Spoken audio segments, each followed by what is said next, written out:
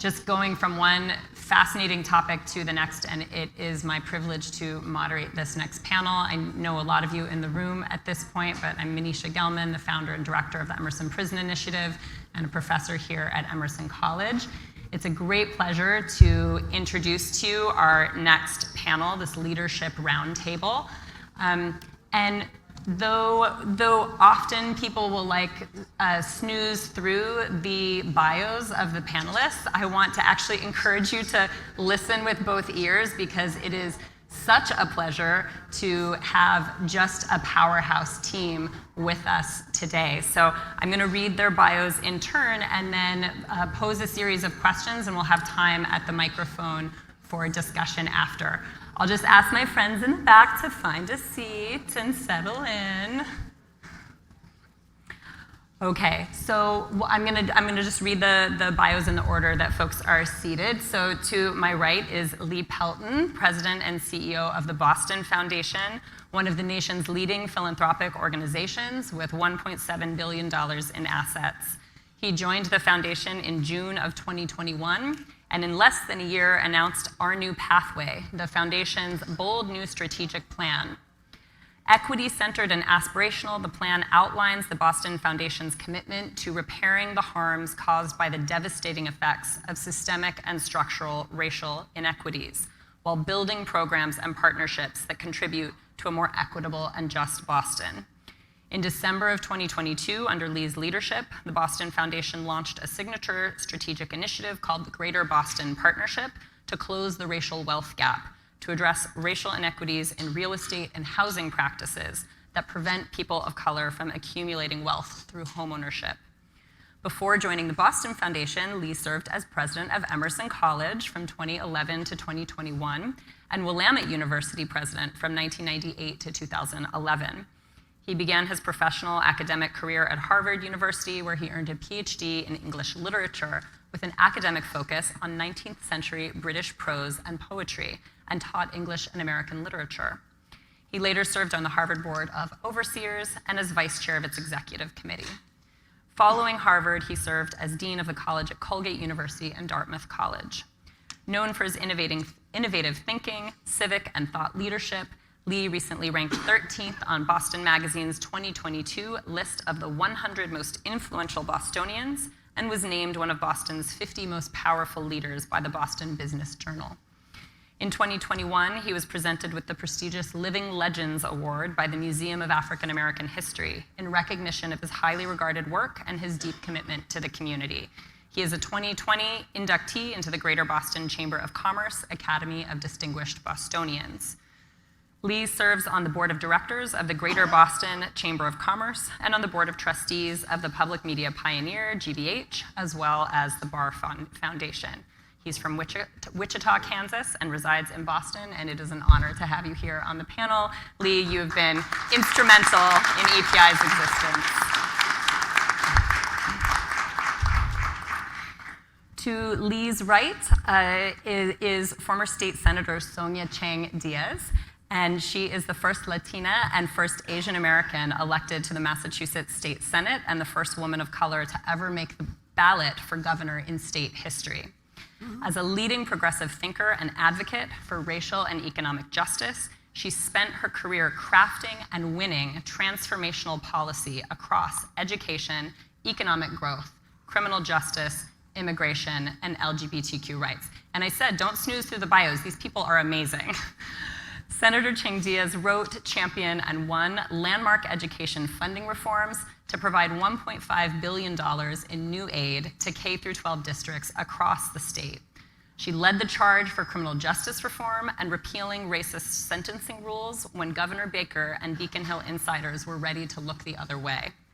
She also sponsored and won multiple protections for trans Bay Staters, negotiated a nation-leading police reform law, won increased assistance for small businesses and equity laws to close the racial wealth divide through emerging industries, strengthened environmental justice laws, won protection for immigrants, and helped pass voting rights expansions.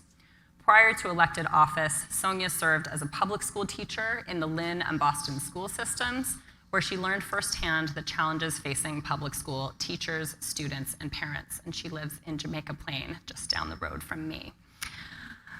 To Sonia's right, yeah, amazing, so amazing. To Sonia's right, State Senator Jamie Eldridge has served as state senator for the Middlesex and Worcester District since 2009, representing 12 communities in Metro West. He serves as the Senate Chair of the Joint Committee on the Judiciary and the Senate Vice Chair, Joint Committee on Environment and Natural Resources. As an activist legislator, Senator Eldridge proudly serves as the Senate Chair of the Criminal Justice Reform Caucus and the Clean Energy Caucus.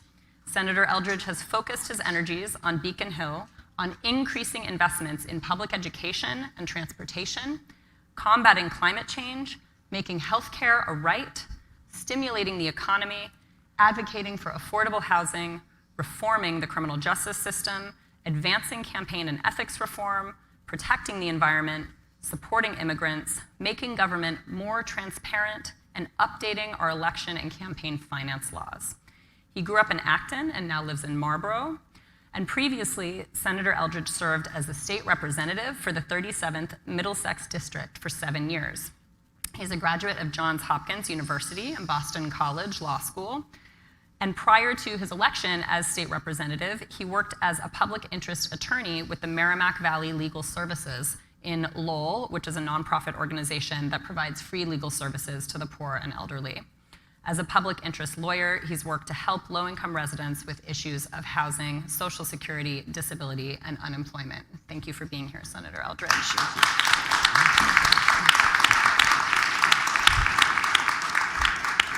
And to Senator Eldridge's right, State Representative Mary S. Keefe has represented the 15th Worcester District since 2012 and was re-elected in 2020 to serve a 6th term in the General Court.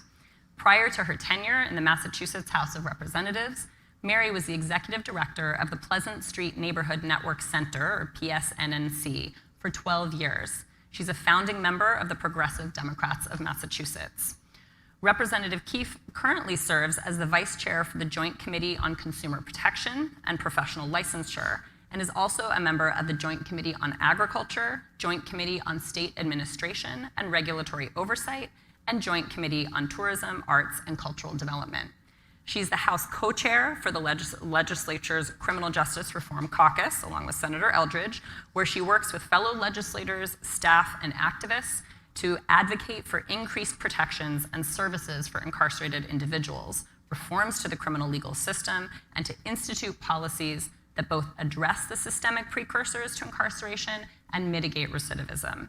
In addition to criminal justice reform, her policy priorities include education, affordable housing, fair labor and wage practices, arts and culture, and environmental justice. Thank you so much for being here, Representative Keefe.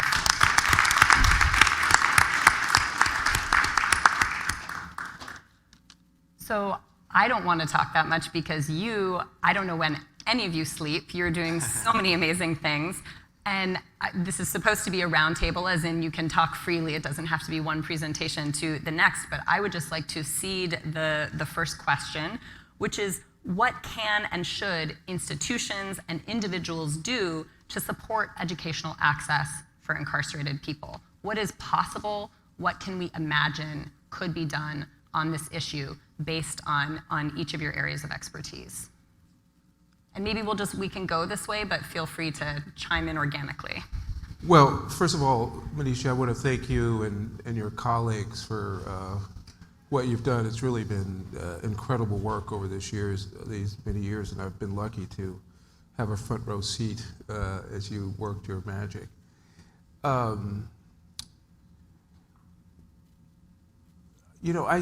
think, let me put it this way, put it in a positive way.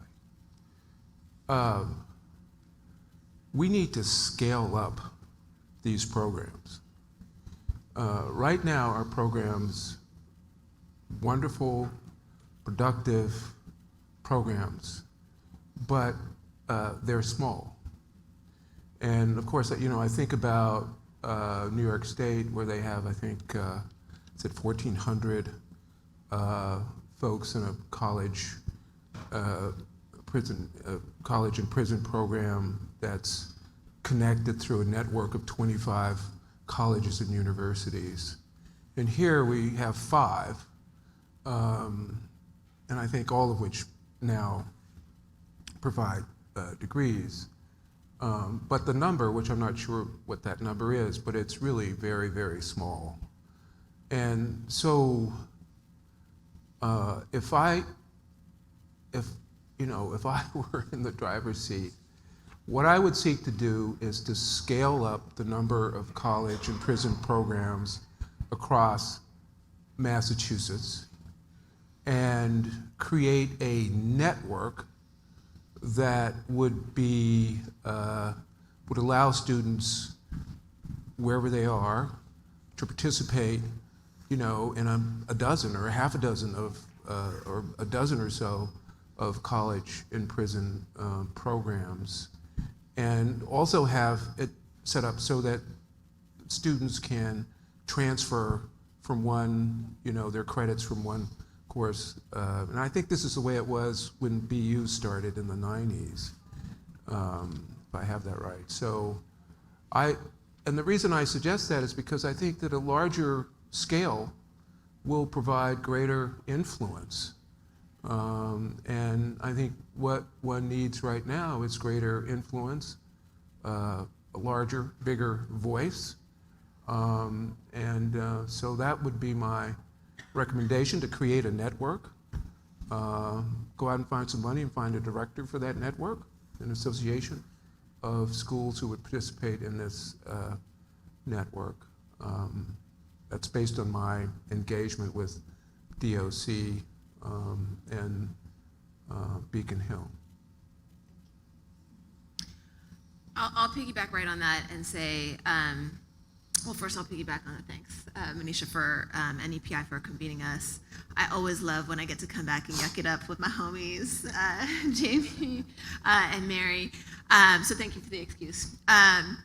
But yeah, I think scale is, like, if there's one word that I would hope you would take away from this question, I think Lee really hit the nail on the head.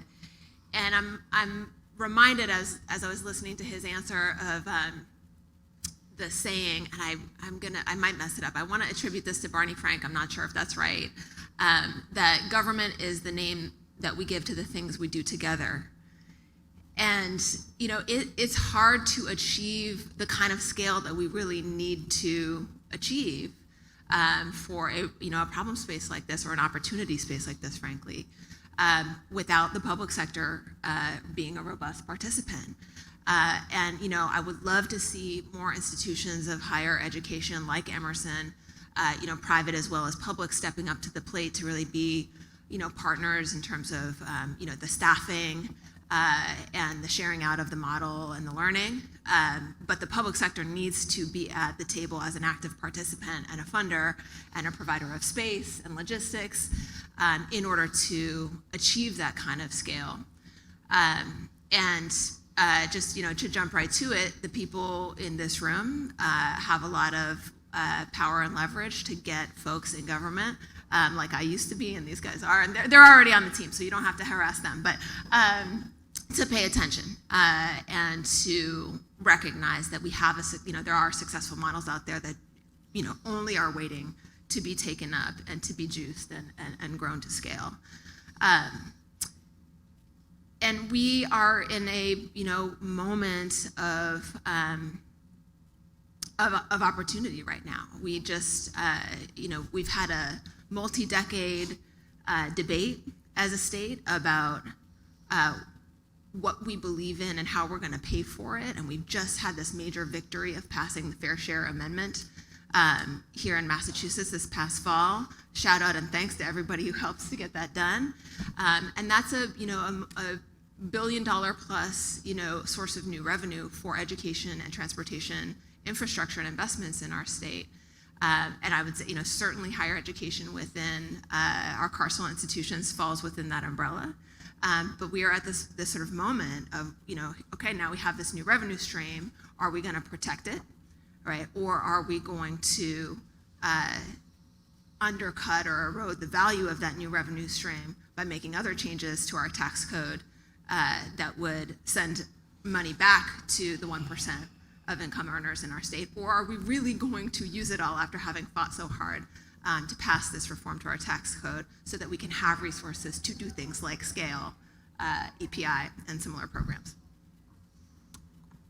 So good afternoon, everyone, and just so honored to be here on this panel. Thank you so much to Manisha for inviting me, and great to be here with Lee, very good friend Sonia, and Mary Keefe. And I think what I would add, and first of all, I had a chance to hear the previous presentation. It just brought me back to being with Lee and Manisha at MCI Concord just a few months ago to see the first college graduation of men there, and it was just incredibly powerful. So we want to replicate that and see that in every single prison, and I think Lee makes a very good point about scaling up, and Sonia about, well, we now have more resources to do that, so how do we accomplish that? As someone that does go into the prisons very frequently, I was just at Susan Baranowski 2 Fridays ago. My guess is most people here are aware that legislators, we are the only elected officials that have the right to go into any prison at any time. So Mary and I, as the co-chairs of the Criminal Justice Reform Caucus, go into facilities pretty much about once a month. And I would just say, because I've been so focused on this, and we are working on a letter to send to Governor Healy, is that as far as when I saw the question, what can institutions do, I immediately thought of the DOC. Just incredible frustration. I'm hoping things will change under the new administration, but there really has been incredible frustration at the Department of Corrections, lack of leadership to be more welcoming to private colleges, to welcome professors, volunteers, wonderful staff into the prisons to instruct incarcerated people. It's just incredibly frustrating to go in.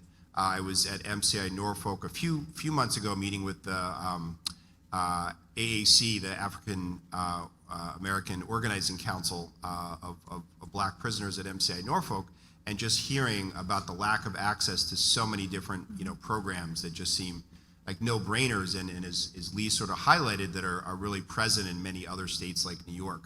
So in terms of what those changes are, I do think there's a bit of a balkanization in the Department of Corrections, where somehow a particular superintendent, has the power, if you will, to say no to certain programming, whether it's college education, whether it's adult basic education.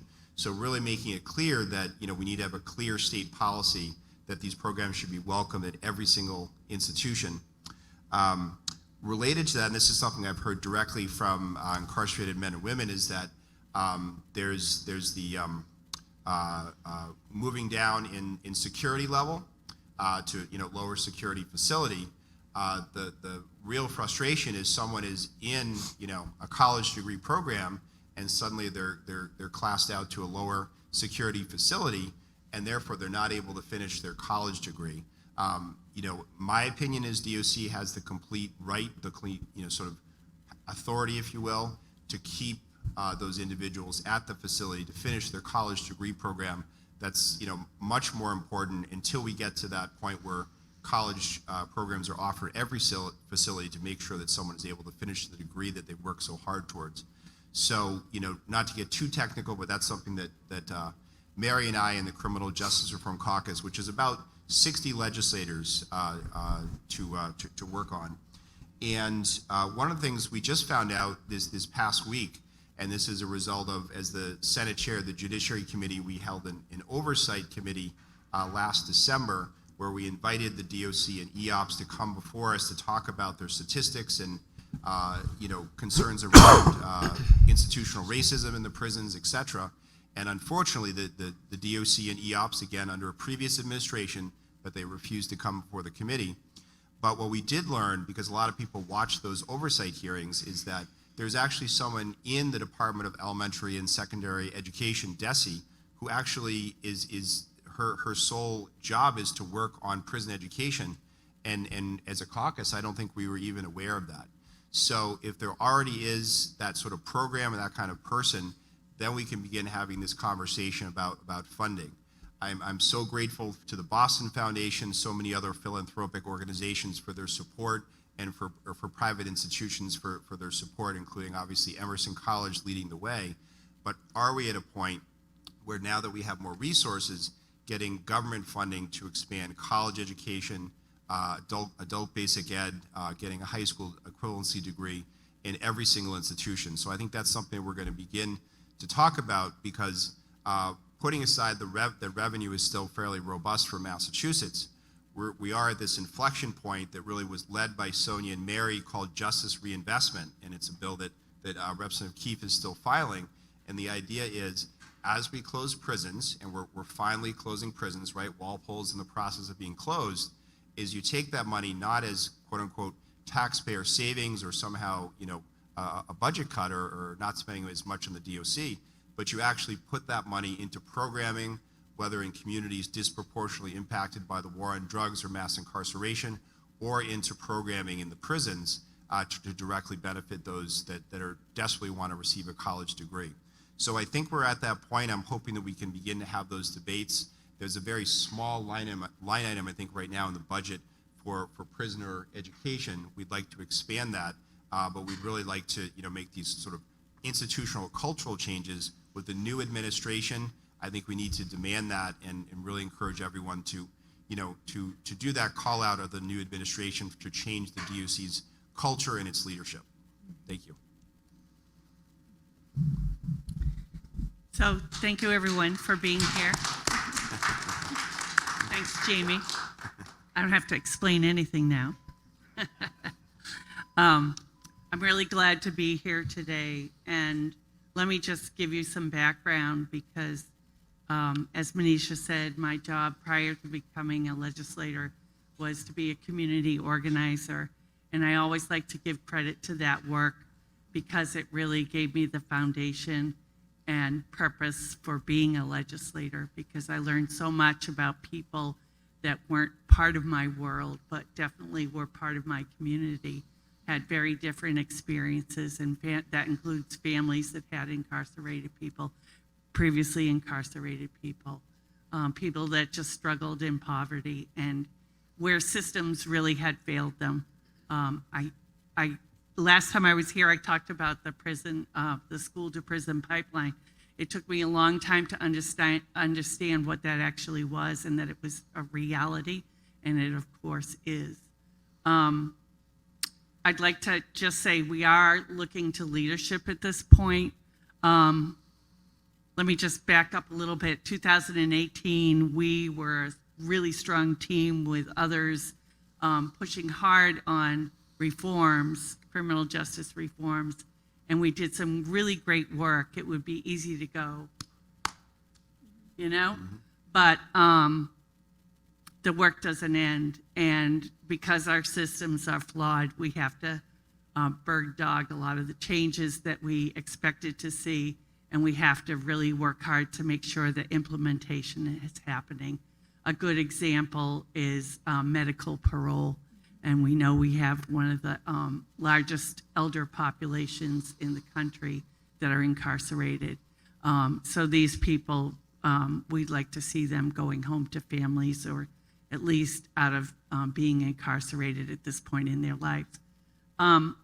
As far as institutions bringing forward change, I'd like to put it back to the public as an institution, and I'd like to challenge all of us to bring this dialogue to people that aren't really thinking or understanding what we're talking about. I'll give you an example. I was at a retirement party for a teacher, a luncheon, and two women were sitting at my table that I didn't know, and they were asking me about what was I working on. And I talked about criminal justice reform, and I started talking about pretrial, and they didn't have any idea what pretrial was, and that you could be held that long without being deemed guilty or innocent, that you could be held in one of our houses of corrections. They were shocked. And so it's on us to get the public to understand that we can't hold on to this punitive mentality around how people get treated and what they aren't going to get while they're in prison, because they are coming home. They are coming back to our communities. They are going to be part of our society, hopefully someday. So I'd ask that people really bring this conversation to your dinner table, to your workplace, not in an argumentative way, but just in an enlightening way, so that we're able to have the conversation and have more people understand. It's one of the things that we get pushback as elected officials from the public about, being soft on crime, that sort of thing. We've had many instances when that harsh kind of accusation is really hard. On the other hand, we know so many people that are waiting in really hard situations and waiting for the kind of hope that education and that kind of contact with the outside world can bring. So for me, I think that's about it, Manisha. Thank you all for those reflections. And before I proceed, I meant to say at the beginning, I wanted to make visible our invisible viewers. We had about 150 people register for the live stream, so they may or may not be streaming in. And we're also recording this session, and this will be available. I know we had people register from DESE, from EOPS, from DOC. We're talking about you guys. Who they're either listening or they might listen to the recording afterwards. But I wanted to pick up on a few things, the scaling up, the punitive mentality, and really the political will that I think is an obstacle at the core of that, and invite you to think together, to think with all of us about how do we really address this issue of political will, given that programs like EPI are interested in scaling up. We've expressed interest in scaling up, and there are limitations placed upon not only our program, but other programs interested in expanding access to education like what we offer. So what do we do about the political will issue at this moment in time? I'm the only I'm not an elected anything, so I feel. But let me say this. So, and people have heard me say this a lot, but it's my favorite James Baldwin quote. Not everything that is faced can be changed, but nothing can be changed until it is faced. What he's talking about there is truth-telling. You have to tell the truth. And we didn't get into this system, school to incarceration, by accident. It did not happen by accident. It is not an accident that 70% of the 6,200 folks who are incarcerated in this state are people of color. It is not an accident that it is more likely to be placed in custody if you're black or brown than anyone else who's in custody. That is not by accident. And there are some deep inequities and racial inequities and structures that create this whole system, of which this is one part. This is one part. And so I guess what I would say was, maybe this is in an oblique way, with political will, is for us to understand what we're actually seeing. We're seeing one part of an entire spectrum and an ecosystem of inequities in this state. Even though, on the good side, we've reduced incarceration, the population from about 12,000 to 6,200 over some period of time. So that's a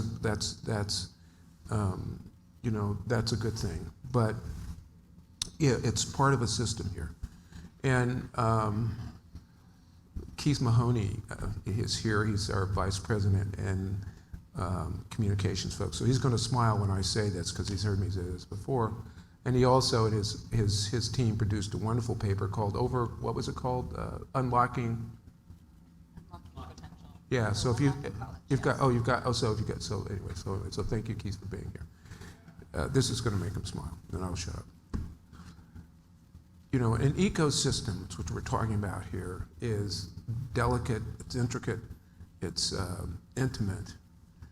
And this is not original with me. but I'm thinking about the communities in which many black and brown folks live in. And you know that game, Jenga? You know, you have those blocks and you pull one out and it creates stress. You pull another one out, it creates more stress. You pull another one out and it creates trauma. And I want to tell you that there are folks who are part of this journey that we're talking about who have lived their entire lives in communities of stress and trauma, and not only created health and wealth inequities, but has also helped to create where we are today.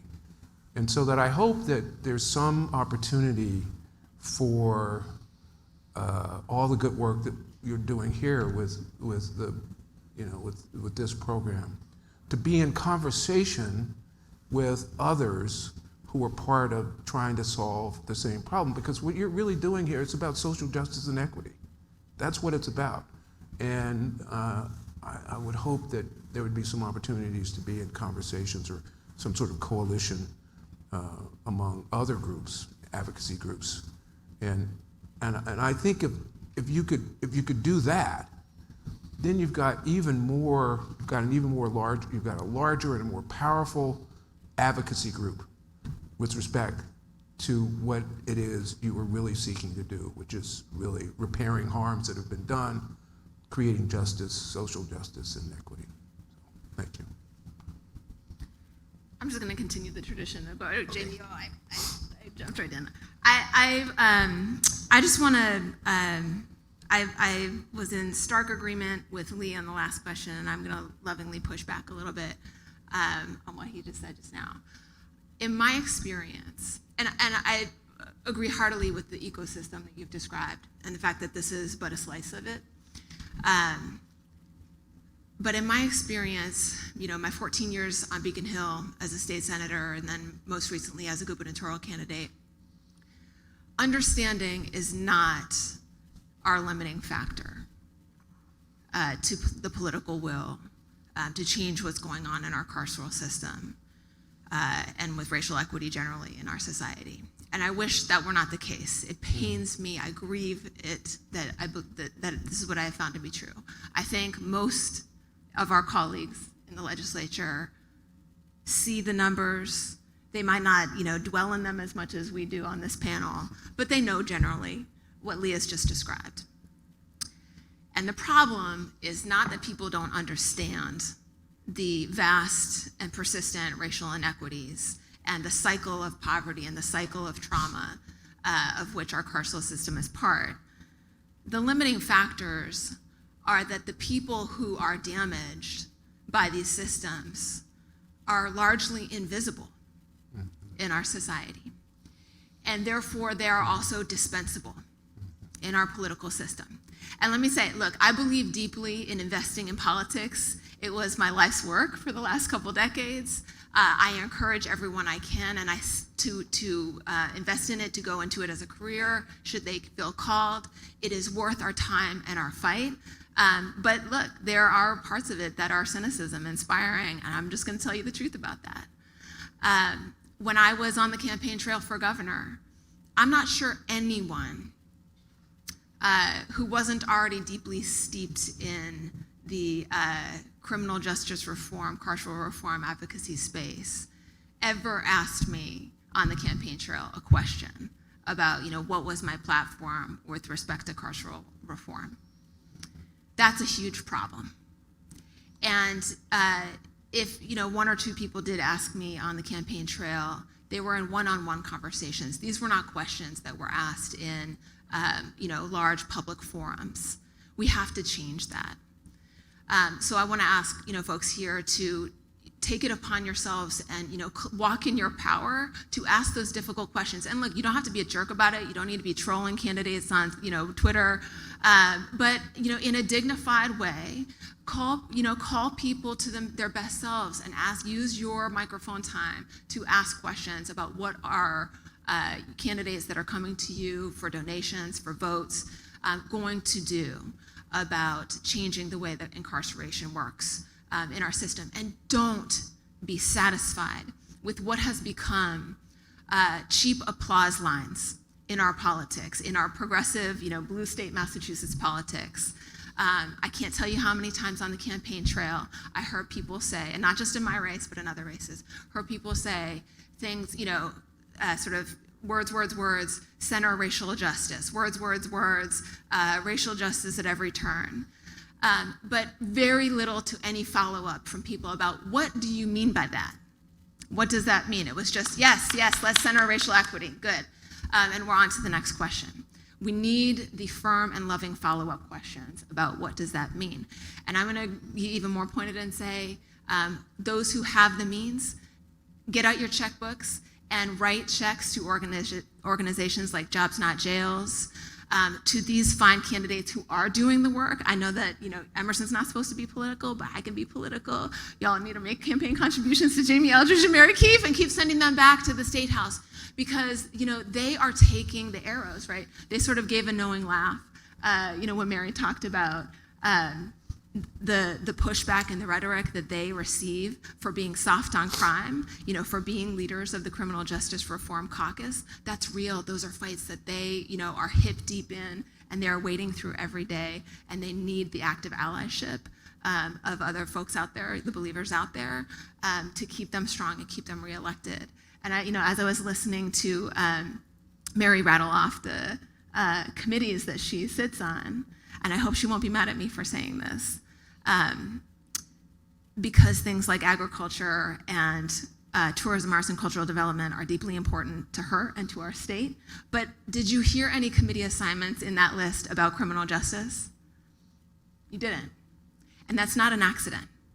She's a good troublemaker in the State House, and they don't put her on the committees where she can make the most trouble. She is fighting upstream. She is swimming upstream every day in that place. And thank God we've got Jamie on judiciary on the Senate side. So these people need your backup to force these populations that we're talking about into the light, to be visible, to not be dispensable. And I'll close on this with a quote I often find myself coming back to, which is an FDR quote that he said in the middle of the Great Depression about no nation, however wealthy, can afford the waste of its human resources. And as we work to make people who are behind bars and who are coming back to our communities visible, we have to do it in a way that is not in a charity frame or a deficit frame. All of the folks you heard on the last panel, incredible assets to our state, incredible assets. We need every ounce of their talent in our economy, in our communities, helping us solve problems. And it will behoove all of us when we can bring incarcerated people into a frame where the general public will see them as indispensable for solving our problems as a state.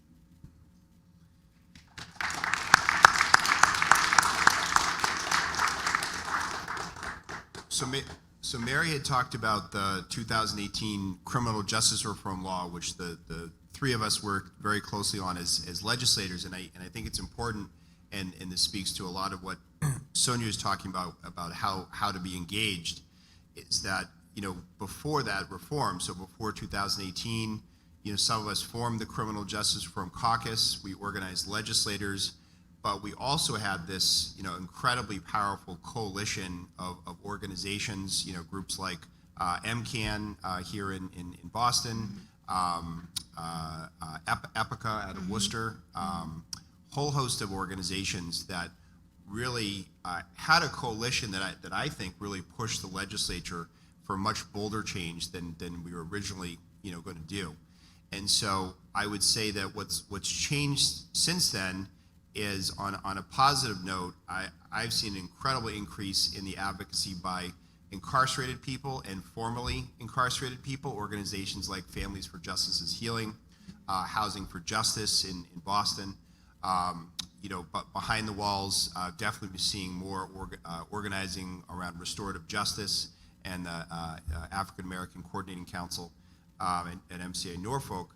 So that's been very powerful. But I think a agree a bit with what Sonia's saying, is that I would say that the coalition for that reform has sort of gone away as a coalition. And I think that the pivot here is that the criminal justice reform law, we repealed mandatory minimums for nonviolent drug offenses. We passed restorative justice. We did some juvenile justice. We did some CORE reform.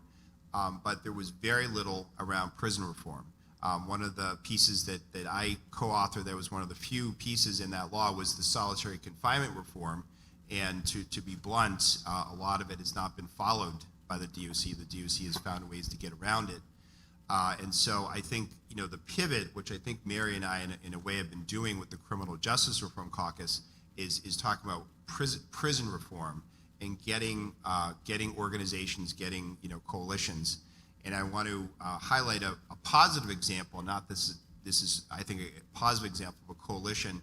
And we just had the celebration yesterday. WGBH did a short story on it. Is the DOC, and this is where I want to commend that I think the DOC is making some positive changes, though they're, I think they need to scale up more. I think the change needs to be bolder.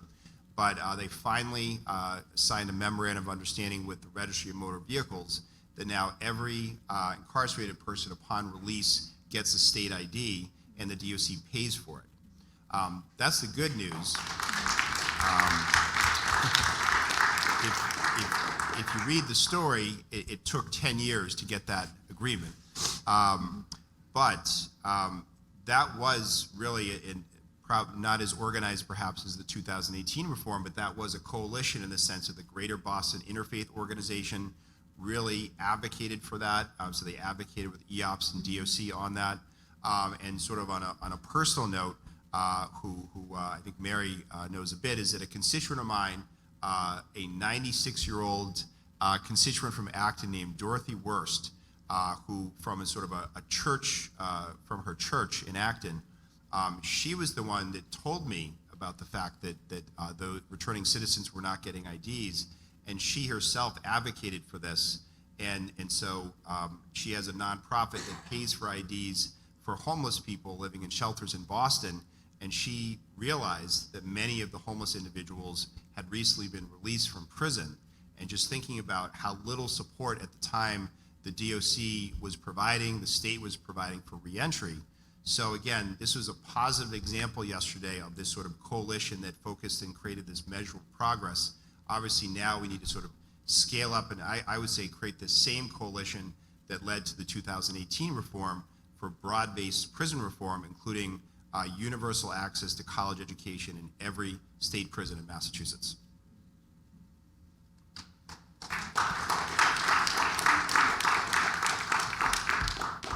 So I'd like to thank the Emerson Education Project, because groups like yours that come to the State House that are trying really hard to do good things behind the wall in a very gentle way are trying to show us what the reality is. And retribution is a real thing. The challenges that groups working behind the wall bump into when they expose them, they know that they're at risk of having even bigger walls and challenges created to prevent them from doing what they are wanting to do with our incarcerated people. So we need to keep talking with each other, and I appreciate the honesty and the risks that people take to really, open that curtain. And I think of so many aspects of what we're talking about here as being kind of cloaked in something heavy and dark that we together can expose and look at and point to a better way. I'll give you an example of something that was, Jamie talked about the IDs. I mean, doesn't that make perfect sense that someone coming out of prison would have an ID to hit the street somewhere without knowing really where you're going, that you have a way of being able to officially say who you are. Just prevents a lot of trouble and trauma, right? The other thing that happened the other day, we were at Sousa Baranowski, as Jamie said, and we always get kind of a, what would I say, a nice, shiny kind of tour, you know, if it can be shiny. But we do get that tour. We know that that's the case, that when we walk in, they're on their best behavior, and we're going to see the best things that they have to show us. And at the same time, they're showing us the best things, and we can see that it is not enough. It is not enough. You know, the reentry brochures are out of date and they're dusty, and there's really no one working at helping people, at least in the couple institutions we've been at recently.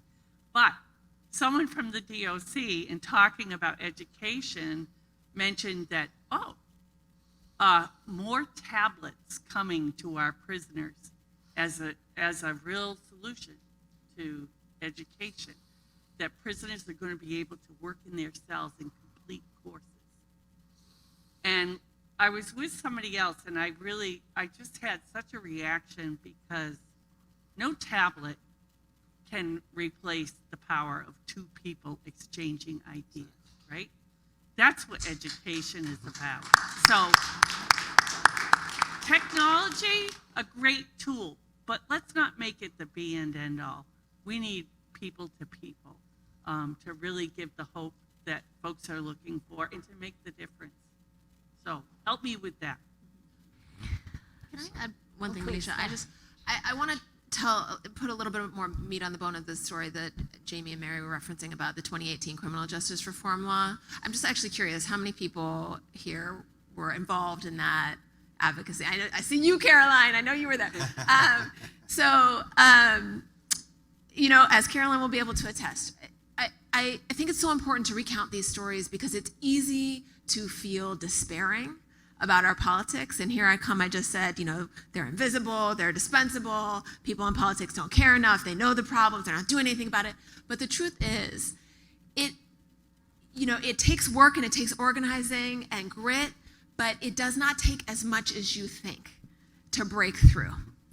And in 2018 and the years leading up to the success and of the passage of that landmark bill, that was much more fulsome than, you know, pundits would have predicted, 6 or 9 months earlier. It was a, ragtag group of like barely funded organizations and all volunteer armies of people who made it happen in the end. I could probably still to this day only, I could count on one hand, if even more than 3 fingers, the number of people of color who are paid, full-time advocates lobbying the State House on issues of, racial justice, and particularly in our criminal justice and carceral system. But we got it done anyways. So it can be done. There's precedent, there's history, and it's not that far in the past. So take hope in those examples. It really, and I'll just, break it down to just even the sort of perspective of one legislator out of 200. When I was in the Senate, I represented a district of about 180,000 people. And if I got a, email or a call from 5 people on the same issue, my eyebrows would be going up, right? And my staff would be going, what, we got to get on this, we got 5 emails from somebody on this bill. And there's, between like 6,000 and 8,000 bills that get filed every session in the legislature. You can't read them all. You cannot know them all, right? So it really does come down to your constituents, putting things on your radar and bringing that pressure to the bear. But it does not take that much to really break through in the attention of a legislator. And then that attention, bubbles upward onto legislative leadership to push things onto the agenda. So please take hope in knowing that it does not take, $1 bajillion and an army of high-powered lobbyists. It just takes, a small but critical mass. I want to take moderator's privilege to just make a few comments, and then I'll have one more question for the panel, and then we can open it up to questions from the audience. Thinking about the hope in coalition building and Lee's point about being in conversation with others as a way to repair harm, I gave lots of thank yous in my opening remarks this morning at the conference's kickoff of how many people have been integral to making the Emerson Prison Initiative exist in its form. And I just want to recognize, in addition to the folks I thanked this morning, we have institutional partners here in the room and on live stream, including Brandeis University with the Brandeis Educational Justice Initiative, Clark University, Partakers Mentors, that are so important in being in community with us as we talk about how we try to repair harm. This Boston Foundation report that Lee mentioned, and I will say there's free copies of this in print over on our table over there, and I'd encourage folks who are not familiar with it to pick it up. It's called Unlocking College, Strengthening Massachusetts' Commitment to College and Prison. And there's a bipartisan list of signatories in the back. There's a lot of footnotes that shows where the data comes from, but this is really trying to make clear that the data exists that shows college and prison is good. Those of you that were here for our data panel, we know that there is not enough data on these issues, and we have to be careful in how we instrumentally use data, because the human stories ultimately are so much more powerful than numbers, but numbers are powerful too. So we want to bring both the data and the testimonials together to be able to show the impact of this work. And really, Sonia, your line about asking the follow-up question, I want to make sure that's what we're doing in this conference. I don't want us to leave this space feeling like, oh, it's so great, Emerson's doing EPI, that's wonderful. No, how do we scale up? How do we overcome these obstacles? It's in the 7 years that the Emerson Prison Initiative has existed, we went from it not existing on the campus to we have allies throughout Emerson College. We have people in almost every administrative office, from student success to financial aid to the registrar to academic advising to the chairs of all the departments, who are on our team. They are here supporting the students that testified in the alumni panel a little while ago, helping them navigate college, and they believe in this shared mission of the work that we're doing. And yes, it's small scale, yes, it's a small number of students, but in the process of a handful of years, we've gone from not having this kind of expansive access to higher education for incarcerated and formerly incarcerated students to really having that be mainstream here. And I am so thankful and so proud of my colleagues for making that so, because it truly is a collaborative effort. So when I think about scaling up, I think, yes, we need to do that. And we are doing it. We need to address these obstacles that are externally imposed on what programs like ours can do to grow. And so that leads to my next question for you. And Representative Keefe mentioned this punitive mentality, and the framework of prison as punishment has been mentioned in a variety of ways. And on the data panel, we had the mission for the Department of Corrections Division of Inmate Education and Training put up, showing that public safety is part of the mission, including things like reducing recidivism and rehabilitation. So I want to pose the question. I'm going off script. I didn't email this one in advance. But can you comment on this relationship between educational access and public safety? How do we, and I'm thinking really about the political will issue, how can we better show or insert educational access as part of, not separate from, not in conflict with public safety, but something that is fundamentally at the foundation of that work? Thank you for the easy question, Manisha. Well, certainly you talked about data, and this is where, unfortunately, despite, the best efforts literally in the 2018 criminal justice reform law, we still don't really have the data that we would like from our, county jails, from our state prisons, from the DOC in general. But, I think, first of all, I just say, putting aside the data, it just seems very, common sense to me. And I will say this is something that I, try to have this dialogue with correction officers, not always successfully, is that if you keep people behind the walls occupied and have actually challenging programs, and not just a worksheet or what Mary said, a tablet that has very almost disrespectful educational programs. If you actually do something that's challenging, if you enhance vocational programs, 21st century vocational programs, and not in my opinion so far the pretty limited program they have at most prisons, that will improve the environment, in the prisons, but also, surprise, surprise, it'll actually, those who are released will have a more easier transition to getting outside of prison, will be more financially, stable. And again, I do think that DOC and EOPS is making this transition. Just a quick example is a program called Credible Messengers that EOPS, where they have hired, I think now 6 formerly incarcerated people that go into the prisons. So they are, EOPS employees. They go into the prisons to meet with men and women approximately a year to 6 months before they're released to help them with that transition. EOPS does have a very limited housing voucher for formerly incarcerated people. So that's something that isn't talked about a lot, but just has begun, and that began under the Baker-Polito administration. So I think that most of the public does get that if you improve education, if you provide these college programs, it'll have better outcomes behind the wall, a safer environment both for DOC staff and incarcerated people. As I think, I'm going to steal Mary's line, but it improves safety for everyone. That's one of the things we say when we go into the prisons, and it obviously improves outcomes outside of the prison. I know there's a tremendous amount of reports and studies, whether by the Boston Foundation or others, that have shown that there's this connection. I think we maybe need to better highlight it to our colleagues that it actually is something from a public safety point of view, because some of our colleagues are looking at these programs strictly through that public safety lens. So I think we need to do a better job of lifting that up and providing more support for, again, universal college access. So I'm not the elected official here. And I wish I had more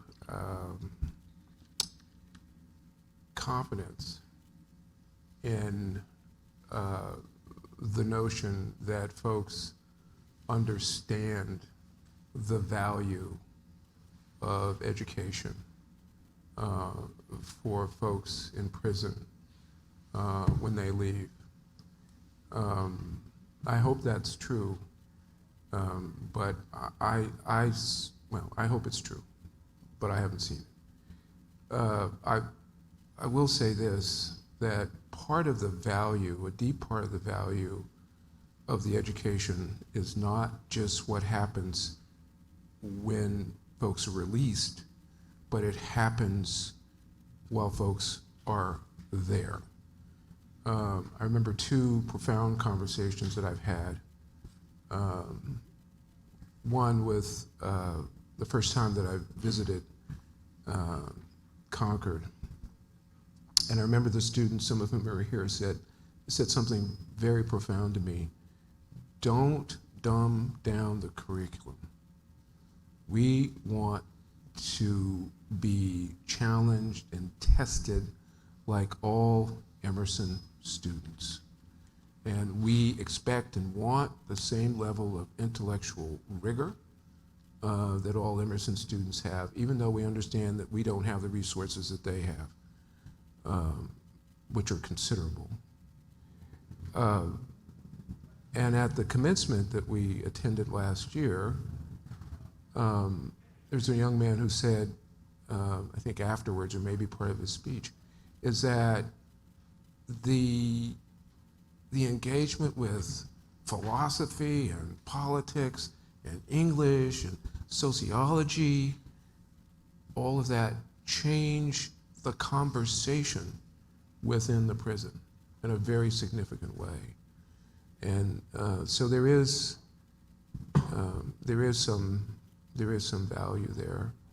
I hope as part of this prison or this reform is an issue that I was engaged with a couple of years ago, but it seems to have gone into some dark hole, which would have given judges. This is why I say we have to think of this as a whole. We're all part of the same system. But would have given judges options to, I think I have this right, to I guess, judge or treat young people from the ages of 18 to 21 to not treat them as adults, but as not as adults, but as, you know, teenagers, understanding the development of the, you know, the sort of development issues there. And I don't know if that's in the legislation. I hope so. But there were some of us who were pushing that a couple of years ago, and I've just lost track of it. Just to say, I think there's pending legislation under Raise the Age, that Raise is the Age is what's actively called. actively an issue right now. Not passed yet. Yeah, right. Not passed yet.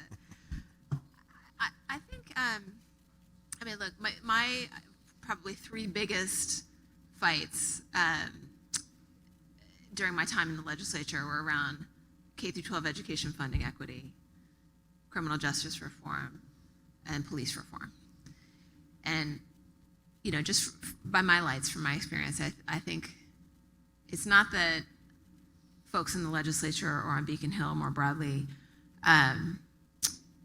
don't understand the power of the transformative power of education. I think the blocker, and, you know, maybe Mary and Jamie will correct me if they think I'm getting this wrong, but that the blocker is that sometimes people say it, sometimes they think it and don't say it, is that they don't deserve it, right? People know, you know, education has transformative power for their children. Stands to reason that it could for other people.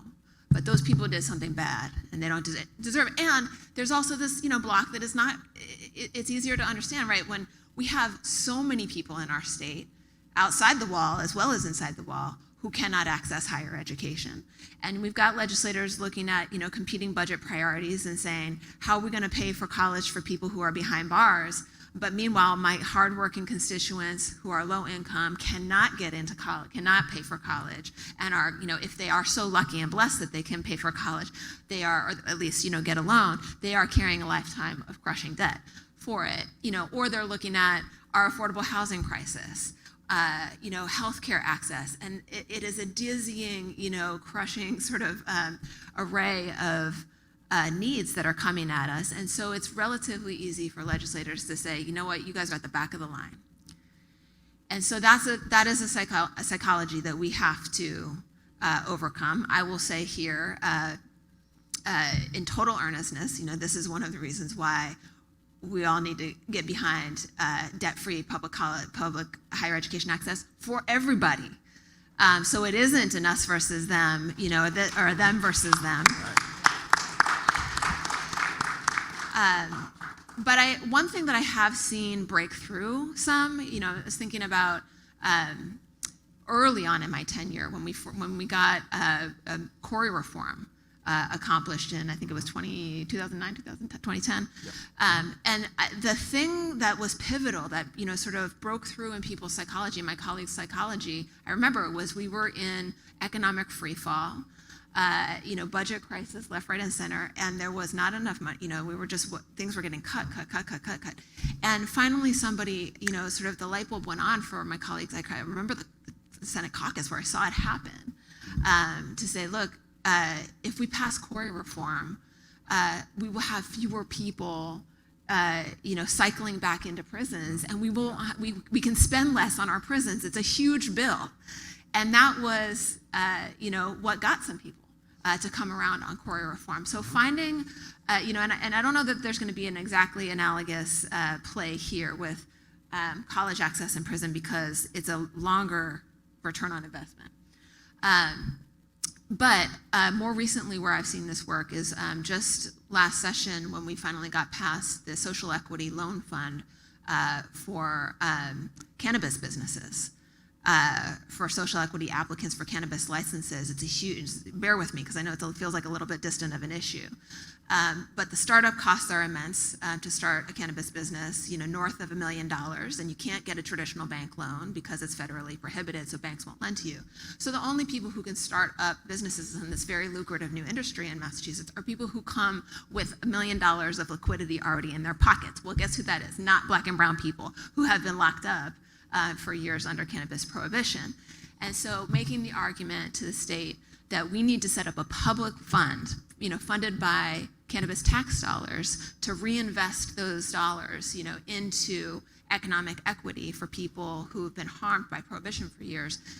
It was a steep, mountain to climb to convince people of that. But what started to help us break through in people's psychology was when private industry, private business owners in the cannabis industry, people who were frankly mostly white people or exclusively white business owners who are making huge sums of money, but who knew that their ability to get more licenses and to keep making money was going to be limited if we weren't achieving social equity and racial equity in the industry, said, look, we are willing to put up some money to fund loans and grants to other business owners, entrepreneurs who want to start up in this industry, but we want to see the public sector investment too. We don't want to do this alone, but we're here with our dollars and we're willing to put them on the table if the state will come with a credible match, basically. And that was when we really started to get more ears opening up on Beacon Hill. So I wonder if there is a play like that with more private philanthropy as well as higher education leadership coming and saying, look, like here we are with some dollars, you come meet us in the middle, and that's how we can get to scale. Great suggestion. Mic's not on. Do either of you want to answer? Should we open it up to Can you questions? give the question again? Yeah, just if you want to comment on the connection between educational access and public safety. And just to say, we've got about 15 more minutes for the panel, and I want to make sure we get to hear from audience as well. Okay, I don't know if this fits exactly, but it's really good to remember where all this started and where it came from, and the different players, a lot of which Sonia has named here today. But I'd like to just give a shout out to someone who's no longer with us, and that's Chief Justice Ralph Gantz. And he was a leader, Chief Justice from the Massachusetts Supreme Court, who really stepped out strongly around mandatory minimums and a lot of other issues as well. And he just him being with us catapulted the cause greatly. So that's the kind of leadership we need. With unlikely sort of partners, maybe, who would think that the courts would be on the side of the incarcerated person. But yes, in fact, he really led the way in so many ways. So I just wanted to give a shout out. I really miss him a lot, and we need somebody else to take his place. So we do have time for audience questions if folks want to please use the standing mic there and speak into it so that folks on the live stream can hear. And depending on how many folks have questions, we may or may not have everyone answer, but please go ahead. Thank you for coming today. My name is Melanie McFarland, and I represent Partakers, a 25-year-old local organization that provides mentors to incarcerated students. We support students at Emerson, Tufts, BC, and BU. And we go in because we believe that education matters, and we know that relationships matter. And I think they matter, building on everything that you said today. It doesn't just help our students, it changes us. And it changes the cultural and public narrative. And it breaks down the barriers between the us and them. We are supporting students. We believe in the power of those relationships and support to change things. And we're trying to scale, because my vision is every student in a prison education program should have a team of mentors. And many more people, like all of us and me, and business and community leaders should be going inside and participating in the solution. And that will change things. That can change. So now I'm going to open a can of worms and ask Lee a very pointed question. So we're sort of pounding the pavement, trying to get more funding so that we can scale this work. What do you see as ideally the role of philanthropy in supporting small local organizations that are trying to make change like this, in addition to supporting the education movement? Because I'm finding that a lot of philanthropists are not inside. They don't have that kind of exposure, and so there's a little discomfort, which I think is fine. But I think we have to somehow find ways to invite philanthropists to be inside and to see this work and to get more of them like you in there, and to get philanthropy behind criminal justice reform in a real way. And it will require making them uncomfortable. So anyway. You know, when I was leaving Emerson, I once said that you can't imagine how many people want to have lunch with me, because they want to ask me some form of that question. But that's what we do. And if I understand your question, if it's specific to this issue, then those of us at the Boston Foundation understand it completely, and want to support it through our civic leadership, and when possible through our own philanthropy. I mean, this piece right here came out of the Boston Foundation, again with Keith's leadership. So if your question is how do we engage other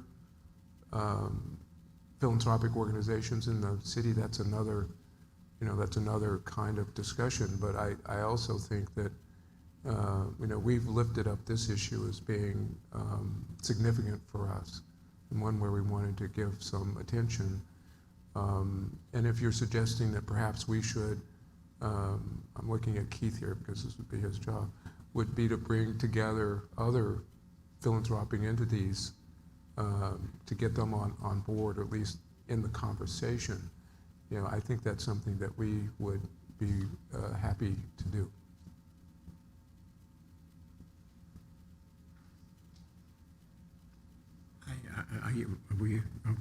First, I'd like to express my deep appreciation for Emerson College in general, the historical perspective. That two folks over there, Dr. Bender and Dr. Hagdom out of Rogan, in 1965, we began the Norfolk Debate Club again. We were for 10 years, for which I was the coach, and the good President Ferry said that we were a historical group with a 41-0 record. The difference is, in those days, we didn't get credit, even though we met every week with Emerson students. Thanks to Militia, we now get credit. 50 years it took. Never mind 10 years for a ID. And I want to thank the senator for his good work over the years. And we need that. And we need more than education in the prison. Everybody doesn't need a college education. Some people just have to learn how to use the fork when they eat dinner. And we need to do that kind of thing. The most important question I have to ask, however, is how are we going to get to move the inertia of the Department of Correction to obey the law, which we went to jail for disobeying the law, and not obeying the law is disobeying the law. We have work release, we have education release on the books, and we don't have it. What can we do as ex-prisoners to help move this along? Yeah, absolutely. Yeah, so thank you so much. And I think I would say that I don't have a full answer for you, because when we go into the prisons, we consistently follow up and say, this is what we're hearing. I'll never forget a gentleman at, I think Suzu said, when I'm wrong, I'm wrong. When I'm right, I'm wrong. Right? Is that no matter what was going on, it was always a negative outcome for him. So I think that we're doing that follow up, and I'm hopeful it's changing a little bit, but I do think it's really about a message from the top. So who are those who are in place? The prisoner ID program I mentioned was one EOPS Undersecretary Andy Peck, that more people in the prison reform and criminal justice reform community are getting to know as someone who's really putting forward that leadership and creating a positive change. So we need more leaders like that in the administration. So that's certainly what we are pushing for. Do you find any of that coming from the governor, the current governor? I think it's. I mean, this celebration yesterday was a good sign, but I think things are still still getting implemented. So. All right, thank you. I appreciate everybody. I just, Jamie and Mary have to be a little more circumspect than I do since I'm not in government anymore. I'll put a finer point on it. The governor has not seen fit to appoint a change of the guard of, no pun intended, at the Executive Office of Public Safety, continuing with Governor Baker's Secretary of Public Safety. That seems like it's a choice that has, been actively made at this point. I think some pressure for a change at the top of the Department of Corrections would be, it is a thing that folks could do right now, where there's some possibility.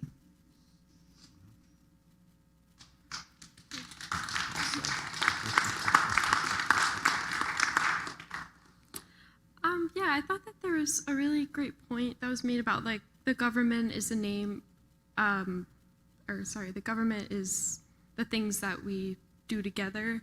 And I was just wondering, how can, people who work in prison education or just, everyday people get involved with important policy making and legislation that's being made in this area? And also, how can we get people involved who are on the inside, who maybe don't have that representation or don't have the microphone that, people on the outside might have?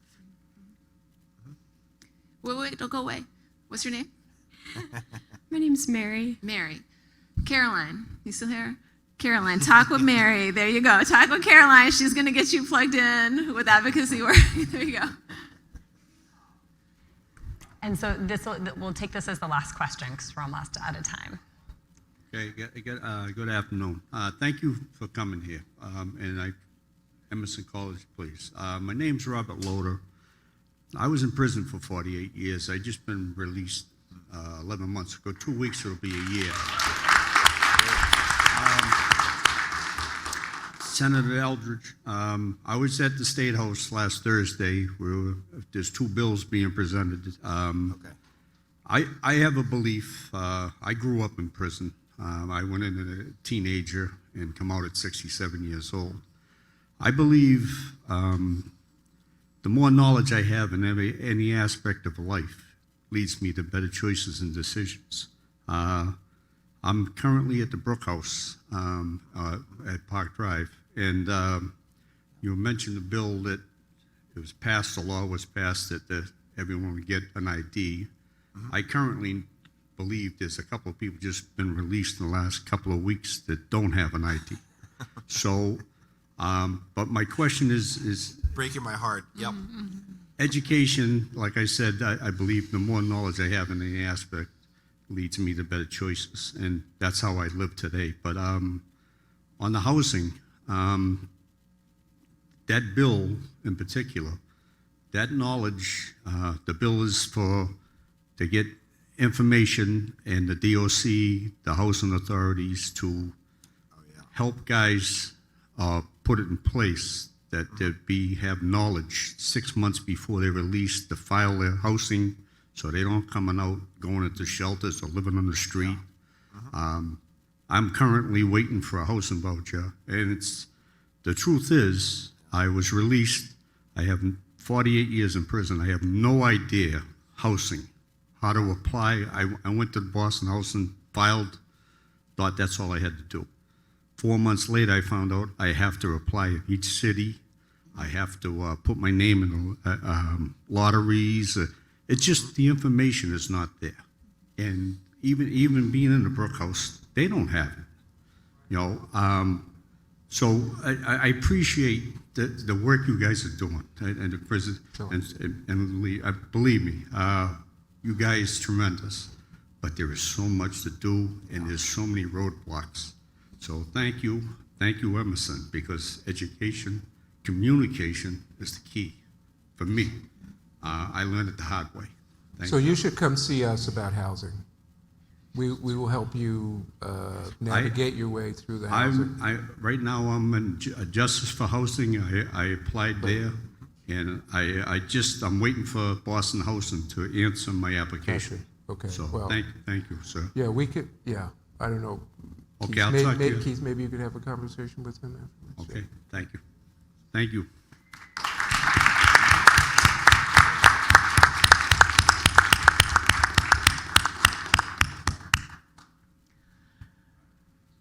So I just want to say a few things as we conclude. And thank you to everyone for participating and to the speakers for asking questions. We didn't know who was going to come today, right? We made this conference and we put it out there and had no idea. And it has just been a really powerful group of folks from so many walks of life. And we're really appreciative of everyone bringing their experience into the space and being together to think concretely, not just theoretically, about what we can do better and appreciate what it is that we're doing now. So I want to, in concluding, just highlight that the Emerson Prison Initiative created a language guide, and there's free copies over there on the table. One of the things that we differentiate, there are two categories of language that I want to just mention. One is we've heard the term both education in prison and prison education used throughout the conference. In my opinion, those are not the same thing. And so I just want to conceptually differentiate them for a minute. Education in prison, from my perspective, is what outside educational institutions bring into prison. It's bringing education behind the wall, holding to the same standards what outside institutions are doing on college campuses and other educational programming. Prison education is what the Department of Correction is providing within prison. And I know that many of us, even those of us committed to this work, slide between those terms sometimes, but I think it's important to just highlight that they are different because there's some deep implications for what those differences are.